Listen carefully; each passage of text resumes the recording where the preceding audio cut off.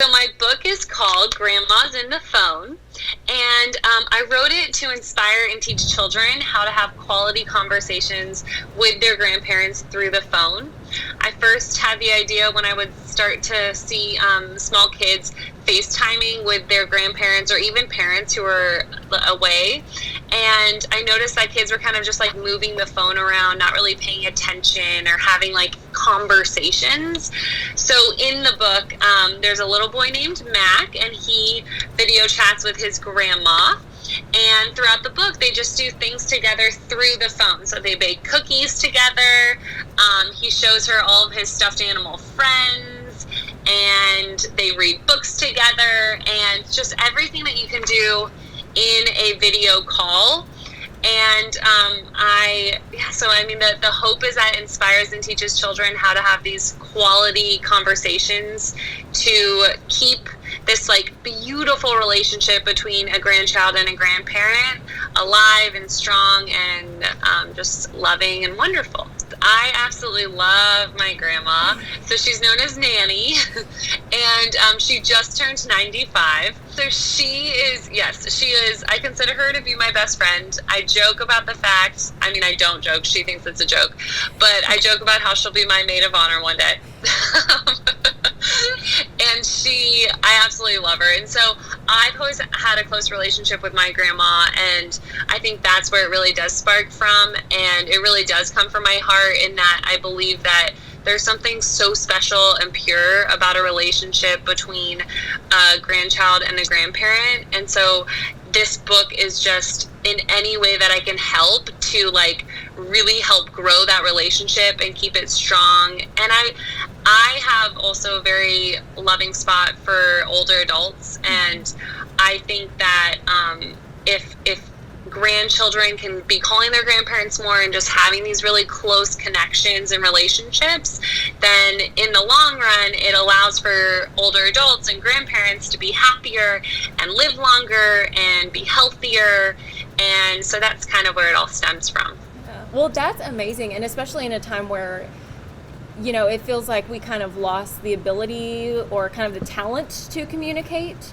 We kind of lost that art. So what is your stance on that? What are your thoughts on, just being able to communicate in general?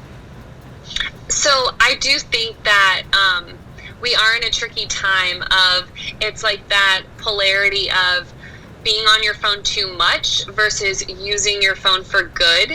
And so it's not that I'm encouraging children to be on their phones like all the time or more often, but we have to use these tools that we have at our fingertips to our advantage.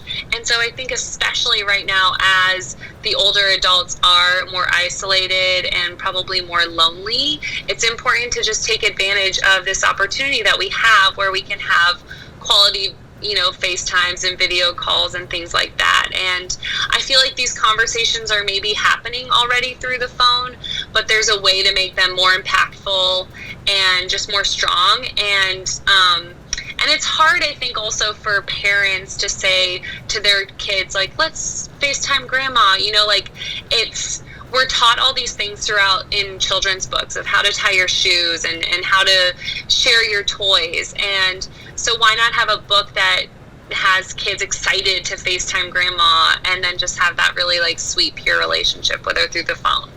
Definitely. Yeah. Wonderful, wonderful advice there. So when did your book come out? Because this is new, right? Yes. So my book came out in November of this past year. So it was out obviously a little bit more before COVID and the time that we're in right now. But in my mind, we've always been using the phone to video call with grandparents, even if they're down the street. Like, I still think that grandkids would FaceTime grandparents for like before bed or FaceTime or like bath time, But then COVID happened, obviously, just recently, and so now it's just even more important than ever. So it has been out just since November, but it's just more important right now, I think. Yeah, definitely.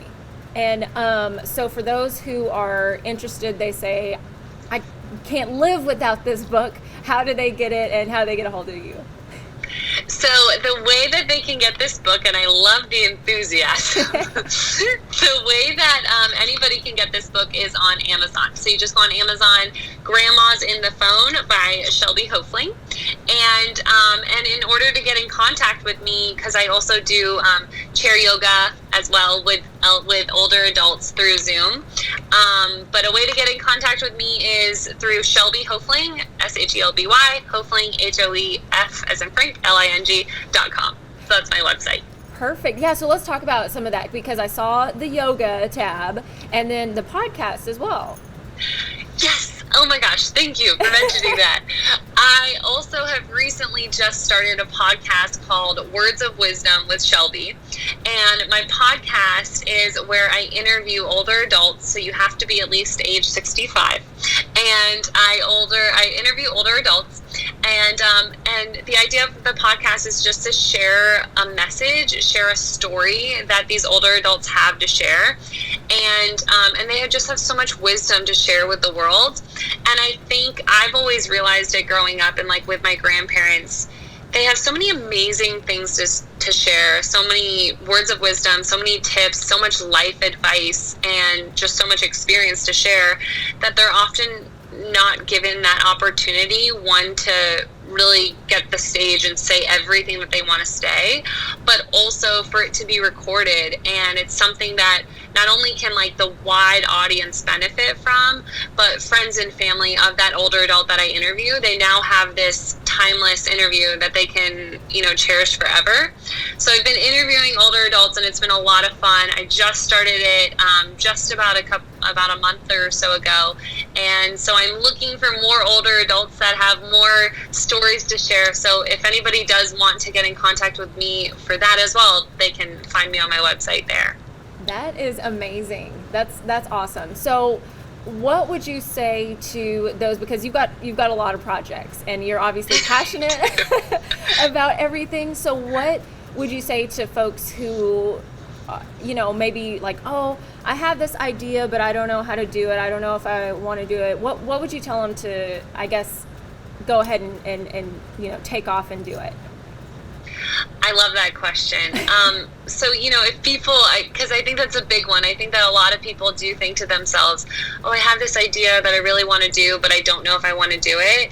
And I think that right there, like in that moment, if you're listening to this and you're thinking to yourself, oh, that idea, I have that, it popped into your head. Likely, like it just came from like the deep part of your soul and it popped into your head and you're thinking about doing it, just do it. Like start to do it. And for me, starting to do the things that like really set my soul on fire and made me excited, it was just talking about it. The first thing about writing, so this book, I had the idea of writing this book for, I think I sat on my idea for about 3 or 4 years, and I was waiting for someone to write it because I thought it was such a good idea and nobody was writing it. So I kept waiting and I was willing to let somebody else do it, and nobody was doing it. And then I just thought, okay, so nobody else is going to do this, I'll do it. And the first thing that got me going was by talking about it and reaching out to people. And so that is the first thing, to keep yourself accountable on what it is that you want to do. So once you start talking about it, then you kind of start to show up, and it's just about going after it, facing your fear, and just recognizing that we really only have one life to live, and you've got to live it to your fullest potential. And what's the worst that could happen? There's no such thing as failure. It's just you keep trying again and learning.